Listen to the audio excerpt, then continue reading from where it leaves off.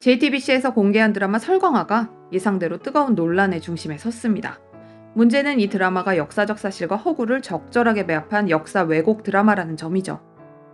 이 드라마는 글로벌 메가히트 그룹인 블랙핑크의 지수가 첫 주연으로 출연해 화제가 되었는데요.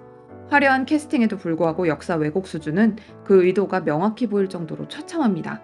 저는 1편만 시청했는데 분노가 있는 지점이 몇 개 있었습니다.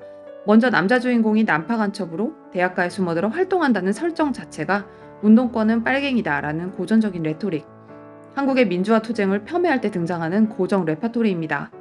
그런데 드라마에서 간첩이 등장하는 내러티브가 설득력이 없다고 생각했는지 여자 기숙사에도 외부인인 전화교환원이 등장합니다. 이렇게 정체불명의 두 사람이 대학 안에 있고 대학 밖에서는 늘 민주화 시위가 일어납니다. 그 시위에 대한 설명은 생략한 채 드라마는 다시 이상한 설정으로 흘러갑니다. 야당 유력 인사 둘이 북한 고위급 인사와 비밀 회동은 물론 계약까지 주고받는다는 설정. 당시 민주화운동의 구심점이었던 야당 대표가 북한과 접촉했다는 프레임입니다. 이는 물론 사실이 아닙니다. 제작진의 삐뚤어진 시선은 그 외에도 여러 곳에서 드러납니다. 간첩인 남주가 도망칠 때 배경에 흐르던 노래는 소라 소라 푸르른 소라를 깔았습니다. 독재에 신음하며 목숨까지 잃고 희생된 사람들을 기린 노래를 북한 간첩의 테마송으로 내걸어 모욕을 준 것이죠. 이 밖에도 많은 왜곡 부분이 있지만 이 중 이화여대 기숙사를 당시 시대 상황과 맞지 않게 지나치게 화려하고 서양풍으로 꾸며놓은 것 역시 당시 운동권의 중심에 있던 이대에 대한 왜곡된 시선. 기숙사에 사는 학생들은 매일 머리에 구르프를 말고 사감의 눈치를 한껏 보며 허영심에 가득 찬 모습으로 표현되는데요.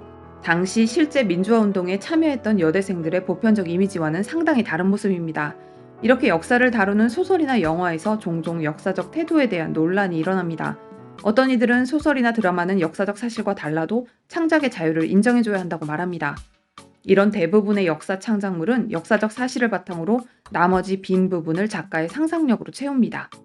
전 세계적인 인기를 얻은 대장금도 작가가 허구의 인물을 만들어 이야기를 짠 역사 판타지. 그러나 사람들은 대장금에 분노하지 않습니다. 시청자가 역사를 보는 시선을 왜곡시켜 혼란을 주는 관점이 드라마에 담겨있지 않기 때문입니다. 영화 덕혜옹주는 실제로는 철저히 일본 귀족으로 살아간 덕혜옹주를 독립지사로 표현해 논란이 되었고, 뮤지컬과 드라마로 나온 명성황후 역시 망국의 책임은 빼고 실제보다 너무 과장되게 미화했다는 논란에 휩싸였습니다. 최근에는 드라마에서 이런 경향이 두드러지는데, 조선 구마사는 조선시대의 역사적 사실과 전혀 다른 내용들과 중국품 소품을 사용해 빈축을 샀습니다. 시청자들이 강하게 반발해 조선 구마사는 결국 2회 만에 종영하게 되었는데요. 조선 구마사와 설광화 논란은 두 작품 모두 촬영 전부터 시놉시스에 드러난 왜곡된 역사관으로 시청자의 반발을 샀지만 촬영이 강행되었다는 공통점이 있습니다. 그런데 앞서 언급한 명성황후와 덕혜옹주는 당시의 민족주의 열풍으로 잘 소비되는 작품이었습니다. 즉 팔리기 때문에 만들어진 작품이라는 것이죠. 그러나 조선구마사와 설광화는 팔리지 않음에도 불구하고 제작이 되었습니다. 엄청난 비용의 제작비 손실과 비난을 감수하면서까지 이 작품들을 통해 역사 왜곡을 하면 이에 상응하는 이득이 있는 집단이 있다는 의미. 과연 드라마라는 컨텐츠를 통해 역사를 왜곡하고자 하는 이들은 누구일까요? 우리는 정체를 알기 힘든 이들에게 어떤 식으로 대처해야 할까요? 모 신문에서는 이번 설광화 논란을 두고 역사에 대한 다양한 시선이 필요한 지점이라며 드라마를 옹호하는 입장을 냈고, 모 가수 역시 드라마가 팩트와 어긋난 것은 없다고 발언했습니다. 이런 언론과 유명인의 옹호 발언은 우리를 더욱 혼란스럽게 만듭니다.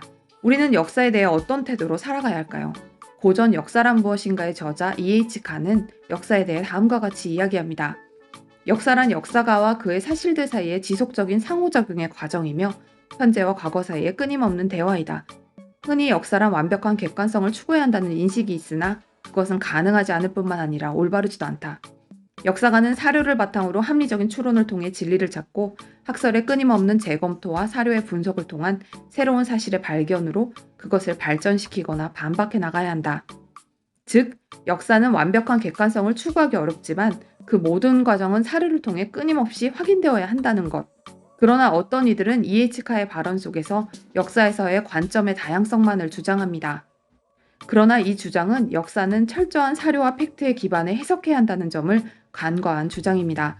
어쩌면 우리가 민주화에 대한 객관성을 잃은 설광화를 보며 분노하는 것은 이 사건의 피해자들이, 목격자들이 그리고 가족들이 아직도 살아서 생생히 그때의 기억을 토해내고 있기 때문일지도 모릅니다.